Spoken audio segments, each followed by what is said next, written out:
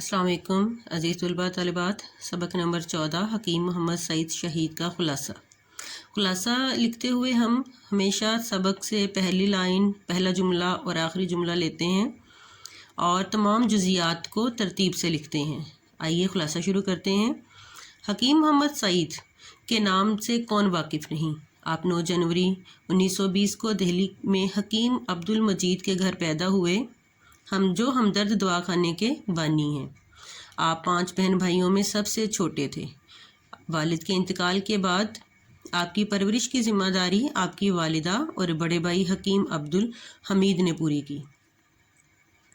दीनी तालीम के हुसूल के बाद तिब की तालीम के हुसूल के लिए 16 साल की उम्र में आप तिबिया कॉलेज में दाखिल हो गए। जल्द ही बुलंद पाया हकीम बन गए। 1948 में तकसीम के बाद आप पाकिस्तान आ गए और कराची में रिहाइश इख्तियार की। कराची में आपने अपना मकतब कायम किया और पहले हमदर्द दवाखाना फिर स्कूल कायम किया। तिब के फ़रोग़ के लिए कराची में तिबिया कॉलेज कायम किया, जिसका इफ्तिताह मोहतरमा फ़ातिमा जिन्ना ने किया। आपने हमदर्द फाउंडेशन के नाम से एक इदारा कायम किया, जिसकी तमाम आमदन फलाही व समाजी कामों में सर्फ की। बच्चों से ख़ास लगाव की वजह से आपने बच्चों के लिए एक रिसाला हमदर्द नौनिहाल शाया करना शुरू किया। तिब के शोबे में ज़बरदस्त खिदमात अंजाम दी और तिब पर 200 से ज़ायद कुतुब तहरीर की।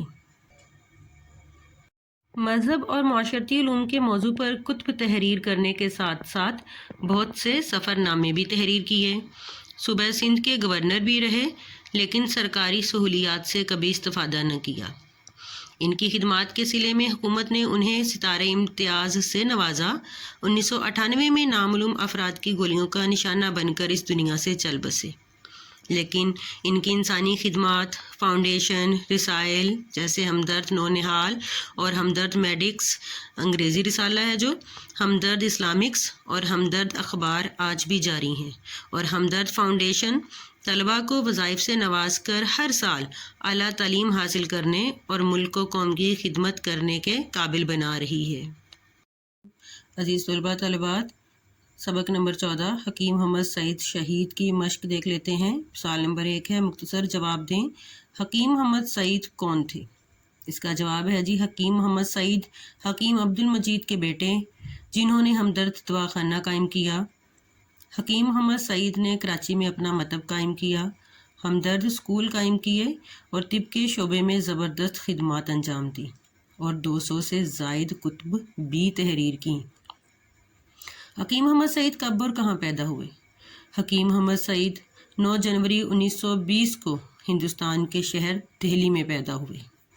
वालिद के इंतकाल के बाद मोहम्मद सईद की परवरिश किसने की? वालिद के इंतकाल के बाद आपकी वालिदा और बड़े भाई हकीम अब्दुल हमीद ने आपकी परवरिश की।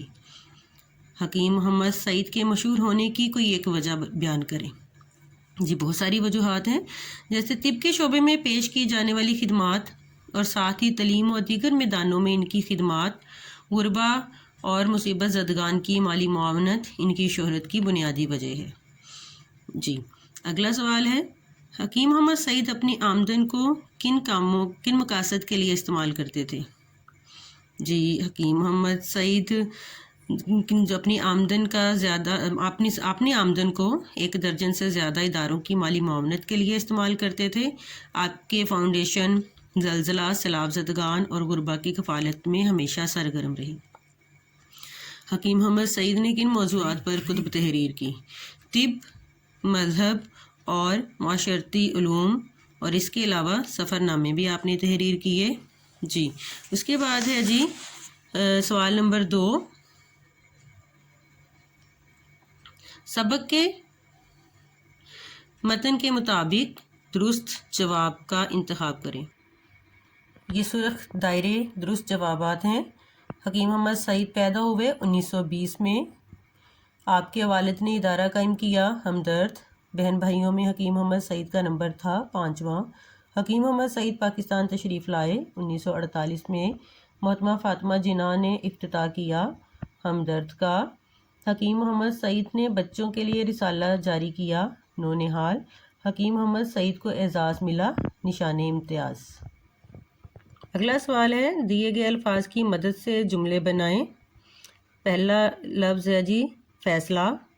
محسن نے اپنی اولاد کی بہتری کے لیے انہیں اعلیٰ تعلیم کے لیے لندن بھیجنے کا کٹھن فیصلہ کیا۔